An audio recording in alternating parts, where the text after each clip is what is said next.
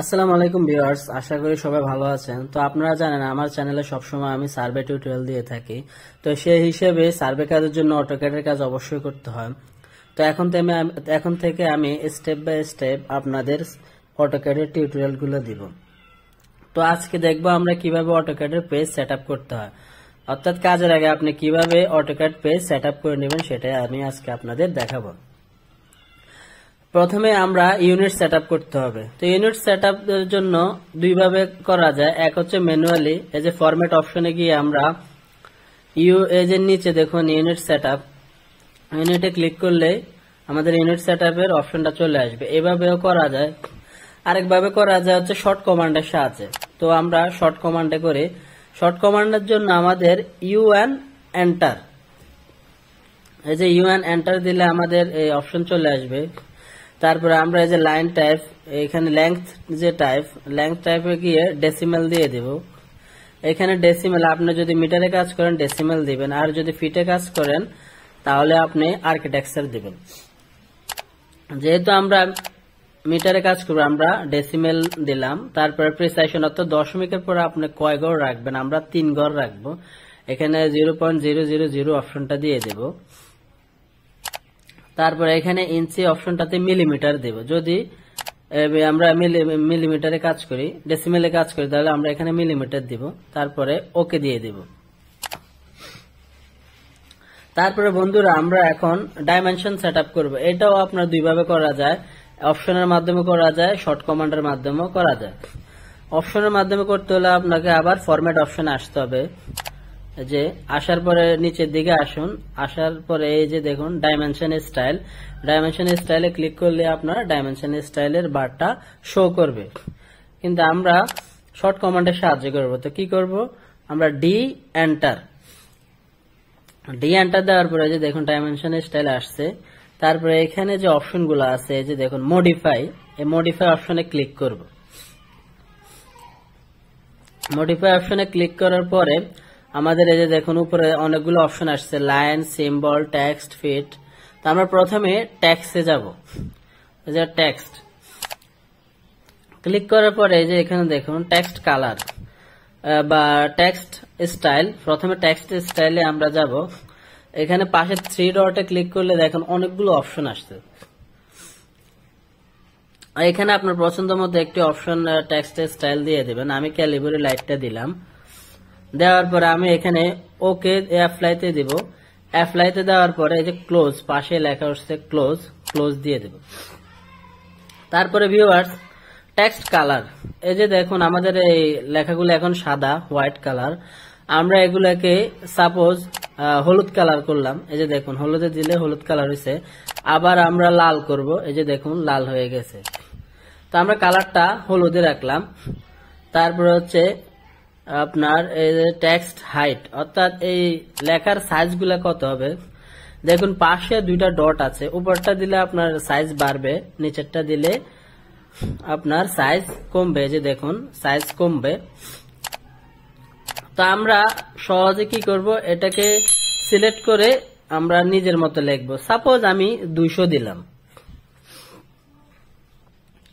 এই যে 200 দিলাম। দেওয়ার পরে আমরা এখানে আর এই কাজ নেই, আমরা এখন কি করব, আরেকটা কাজ আছে। এই যে দেখুন ডান পাশে নিচে দ্বিতীয় অপশনটা দিয়ে দেবো, অ্যালাইন উইথ ডাইমেনশন লাইন। এই দেখুন এখন আপনার ডাইমেনশন অনুসারে কিন্তু টেক্সট গুলা শো করবে। তো আমরা এইভাবে রেখে কি করব, আমরা ওকে দিয়ে দেব। এই যে আমাদের ওকে না দিলেও চলবে, আমরা অন্য একটা অপশনে যাই। এই যে দেখুন ইউনিট অপশন, ইউনিট সেটআপে আমরা প্রথমে যেভাবে দিয়েছিলাম সেম একই পদ্ধতি, ডেসিমেল, তারপরে 0.000, তারপরে এখানে এই যে দেখুন প্রিফিক্স সাফিক্স, অর্থাৎ আপনি মিটার আগে না পরে কি দিবেন, আমরা পরে দিব, সংখ্যার পরে এম দিব। এই কারণে আমরা সাফিক্সে এম লিখবো। অর্থাৎ এখন আমাদের পরে এই যে লেখার পরে এম আসবে, অর্থাৎ কত মিটার, যেহেতু আমরা মিটারে কাজ করছি। তারপরে এখানে আসুন লাইনস, লাইনের কালার কি দেব, এই যে দেখুন আমরা গ্রিন কালার দেব। সাপোজ দেখুন লাইনগুলো গ্রিন কালার হয়ে গেছে। তারপরে লাইন টাইপ, এগুলো যেভাবে আছে থাকুক, আপনারা নিজের মতো করে নেবেন। তারপরে হচ্ছে আমরা যাব সিম্বল এন্ড অ্যারোতে। সিম্বল এন্ড অ্যারো, যে লাইনের যে সিম্বল বা অ্যারো অর্থাৎ এটা দেখতে কেমন, এটা কি অ্যারোর সাহায্যে দেখাবে নাকি শুধু লাইনের সাহায্যে দেখাবে, জাস্ট এটাই আপনি এখানে সেট আপ করে দিবেন। তো আমরা যেমন দেখুন এখানে ডট ডট দিলে ডটই দেখাবে, জুম করে বড় করলে, আর এই যেটাই আপনাদের ইচ্ছা, যেমন ক্লোজ দিলে ক্লোজড দেখাবে, ক্লোজড অ্যারো। হ্যাঁ, তো আমরা এই যে এখানে ক্লোজডটাই রাখলাম, আর এখানে আর তেমন কাজ নেই। তারপর আমরা যে অ্যালাউন্স, টলারেন্স এগুলোর কোনো কাজ নেই, আমরা জাস্ট এভাবে রেখে ওকে প্লেস করব। তো বন্ধুরা আমাদের সেটআপ শেষ, এখন আমরা সেট কারেন্ট, এই যে সেট কারেন্টে ক্লিক করব, করার পর আমরা ক্লোজ দিয়ে দেব। তাহলে আমাদের ডাইমেনশন স্টাইল সেটআপ হয়ে গেল। এখন ভিউয়ার্স আমরা লিমিটস সেট করব, আমাদের তো একটা নির্দিষ্ট আয়তনে কাজ করতে হবে, তাহলে আমাদের সুবিধা হবে। তো LIMITS লিমিটস লিখে আমরা এন্টার করব। এন্টার করার পরে স্পেসিফাই লোয়ার লেফট কর্নার, এটা আমরা 0,0 দিয়ে দেব, এন্টার। তারপরে স্পেসিফাই আপার রাইট কর্নার, এটাকে আমরা কি করব 800,1200 দেব। এটা আপনার মন মতো আপনি দিতে পারেন, সমস্যা নেই। 800,1200 এন্টার, এগুলো আমরা সার্চ বারে লিখব। এন্টার দেওয়ার পর আমাদের ড্রয়িং লিমিটস সেট আপ হয়ে গেল। তারপরে দেখুন ভিউয়ার্স, এই যে ইউসিএস আইকনটা, এটা কিন্তু আমাদের জুম ইন জুম আউট করার সাথে সাথে কিন্তু উপরে নিচে উঠছে।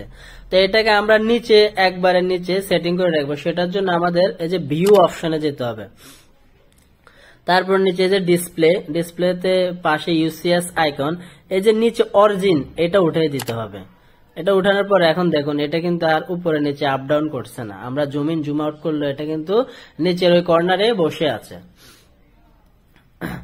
তারপরে ভিউয়ার্স আমরা যে ফেজটা সেট আপ করলাম সেটা অ্যাকুরেট হয়েছে কিনা বা ঠিক হয়েছে কিনা সেটা আমরা এখন দেখব।